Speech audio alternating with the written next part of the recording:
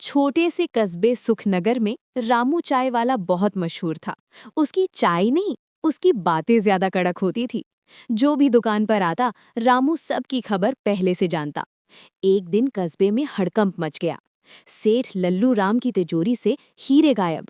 Police आई, जांच शुरू हुई, पर कोई सुराग नहीं। रामू चाय बनाते बनाते मुस्कुरा रहा था। इंस्पेक्टर शर्मा ने पूछा, रामू, कुछ अजीब देखा क्या?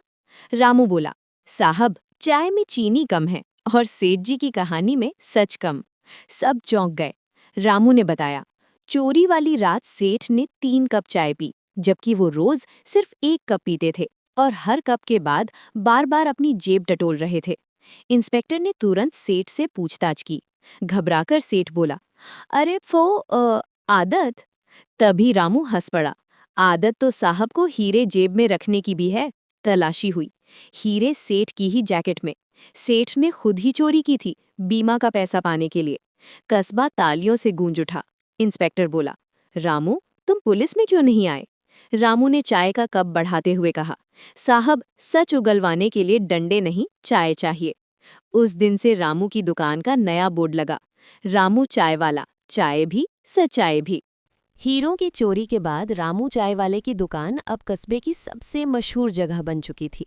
लोग चाय कम, रामू की बातें ज्यादा पीने आते थे। एक सुबह रामू दुकान खोल ही रहा था कि एक आदमी खाकी वर्दी में आया। मूछें तनी हुई, चश्मा काला। वो बोला, रामू, मुझे चाय दे और ज्यादा सवाल मत पूछना। रामू मुस्कुराया, लेकिन उसकी आंखें कुछ और ही पड़ रही थी।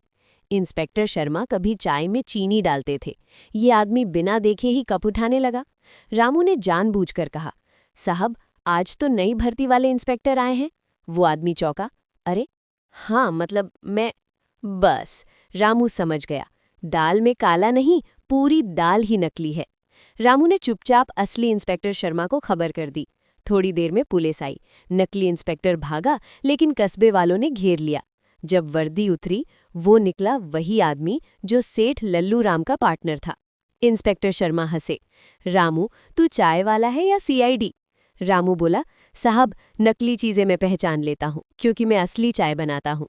चाय बनाने की सलाह और भी नहीं देता हूँ। सेठ लल्लू राम पकड़ा जाने के बाद सुखनगर में शांति लौट आई थी। रामू की चाय की दुकान अब सिर्फ चाय नहीं, न्याय का अड्डा बन चुकी थी। एक दिन अचानक कस्बे में अफवाह फैल गई, रामू चाय में नशा मिलाता है। लोग हैरान थे।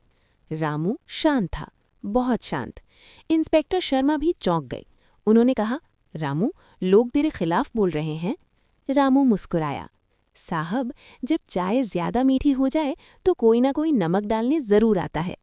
रामू ने ध्यान दिया, अफवाह सबसे पहले सेठ लल्लू राम के आदमी फैला रहे थे, जो अब भी बदला लेना चाहते थे। रामू ने एक चाल चली। उसने सबके सामने ऐलान किया, आज चाय मुफ्त है। भीड़ उमड़ पड़ी।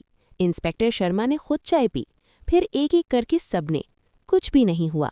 तभी रामू बोला, जो झूठ फैलाता है वो सच से भागता है। पुलिस ने अफवाह फैलाने वालों को पकड़ लिया। सेठ लल्लू राम का आखिरी खेल भी फेल हो गया। कस्बे वालों ने एक सुर में कहा, रामू, तो सिर्फ चाय वाला नहीं, हमारी आवाज है। रामू ने कप उठाया और बोला, सच की चाय कभी ठंडी नहीं होती। सुखनगर में अब सब कुछ शांत लग रहा था, लेकिन रामू जानता था, तूफान आने से पहले हवा शांत होती है। एक रात रामू की चाय की दुकान में आग लगाने की कोशिश हुई। सुबह लोग जमा हो गए। इंस्पेक्टर शर्मा गुस्से में बोले, अब बहुत हो गया रामू, ये आखिरी चाल है। रामू ने जली हुई दुकान को देखा और मुस्कुराया, साहब, जिसने आग लगाई है वो डर चुका है।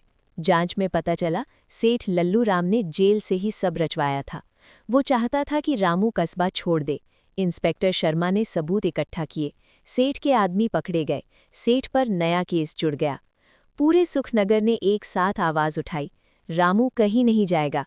कस्बे वालों ने मिलकर रामू की दुकान फिर से बनाई। नई दुकान के उद्घाटन पर इंस्पेक्टर शर्मा ने कहा, आज से ये दुकान सिर्फ चाय की नहीं, सच की पहचान है। रामू ने आखिरी कप उठाया और बोला, मैं जासूस नहीं हूँ, मैं बस झूठ को पहचान लेता हूँ, क्योंकि मैंने जिंदगी उबलते पानी की तरह देखी है। यही खत्म होती है चाय वाले की कहानी, लेकिन सुखनगर में सच कभी खत्म नहीं होगा।